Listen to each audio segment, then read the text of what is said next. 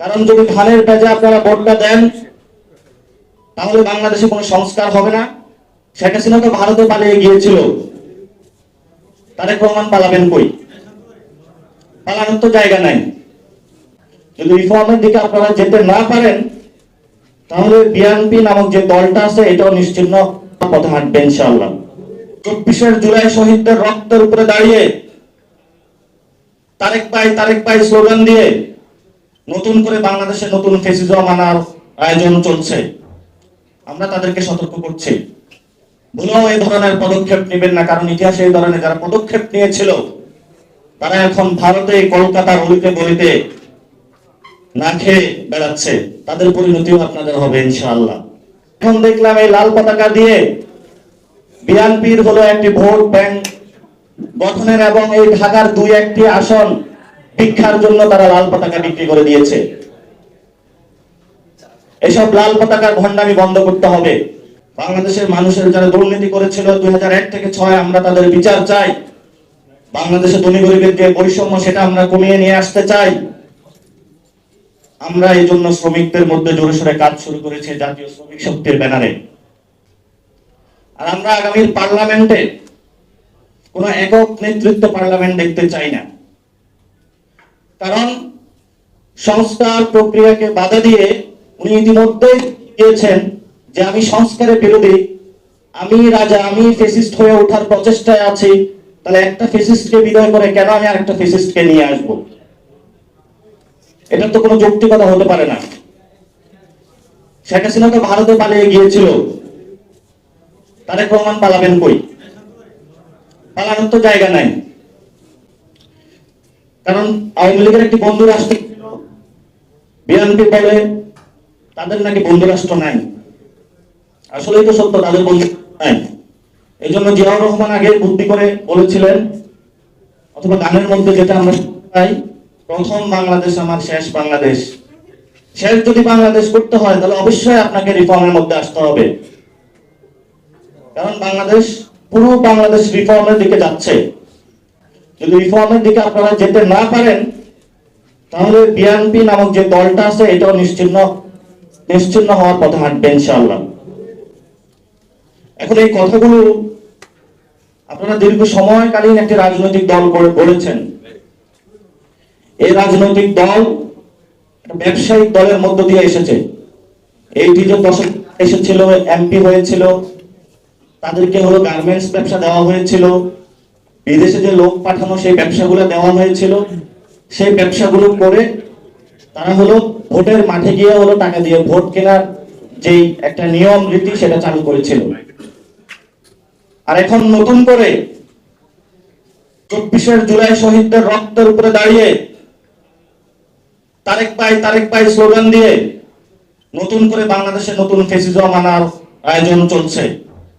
আমরা তাদেরকে সতর্ক করছি, ভুলেও এই ধরনের পদক্ষেপ নেবেন না, কারণ ইতিহাসে এই ধরনের যারা পদক্ষেপ নিয়েছিল তারা এখন ভারতে কলকাতার অলিতে গলিতে না খেয়ে বেড়াচ্ছে। তাদের পরিণতিও আপনাদের হবে ইনশাআল্লাহ। এটা ভালো করে আপনাদের উপলব্ধি করতে হবে। তাদের জীবনের শেষ সম্বল হলো একটি লাল পতাকা, আর কোনো পতাকা নাই তাদের।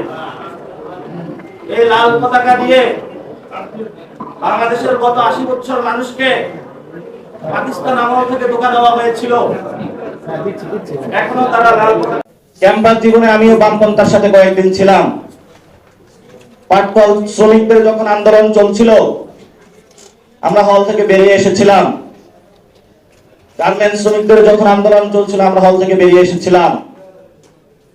লাল পতাকার তলে আশ্রয় নিয়েছিলাম। যৌবন তখন গরম ছিল, তো মনে করেছিলাম এই লাল পতাকা দিয়ে শ্রমিক মেহনতি মানুষের মুক্তি হবে। এখন দেখলাম এই লাল পতাকা দিয়ে বিএনপির হলো একটি ভোট ব্যাংক গঠনের এবং এই ঢাকার 2-1টি আসন ভিক্ষার জন্য তারা লাল পতাকা বিক্রি করে দিয়েছে। এসব লাল পতাকার ভণ্ডামি বন্ধ করতে হবে। কার্ল মার্কস যে আমাদেরকে সামাজিক জায়গায় যে বৈষম্য মূলোৎপাটন করার কথা বলেছিলেন, এই ভিত্তিতে কিন্তু জুলাই আন্দোলন হয়েছিল। ব্যানারের নাম ছিল অ্যান্টি ডিসক্রিমিনেশন। আমরা বৈষম্য বিরোধী একটি সমাজ চাই। আমরা লাল পতাকা দিয়ে বিএনপির দুই একটি সিটের ভিক্ষা চাইতে এই লাল পতাকা বাংলাদেশে প্রতিষ্ঠা করা হয় নাই। আপনাদেরকে এখনো আমরা সম্মান করি। যথেষ্ট বয়স হয়েছে আপনাদের, যথেষ্ট পড়াশোনা আছে আপনাদের। রাশিয়া চায়না থেকে শুরু করে কিউবা থেকে সকল বিপ্লবের ফুলঝুরি আপনাদের মুখস্থ। আল্লাহর দোহাই লাগে এসব ফুলঝুরি লাল পতাকাকে আপনারা দুই একটা সিটের কাছে বিক্রি করে দিবেন না। বাংলাদেশের তরুণ যুবা যারা অর্থনৈতিক শোষণ থেকে মুক্তি পেতে চায়, অর্থনৈতিক শোষণের যারা লাল পতাকার নিচে আশ্রয় দেখছেন, স্বপ্ন দেখছেন, আপনাদের ইতিমধ্যেই আপনাদের ভুল থেকে জেগে ওঠার সময় হয়েছে। আমরা আমাদের যে রাজনৈতিক লাইন সেখানে যোগ করেছি। আমরা একটি বৈষম্যহীন অর্থনীতি চাই। যারা বাংলাদেশের মানুষের টাকা লুট করেছিল তাদের বিচার চাই। যারা লুটেরা অর্থনীতি বাংলাদেশে বাজায় পাহারাদার, নব্য পাহারাদার হয়েছে, আমরা তাদের বিচার চাই।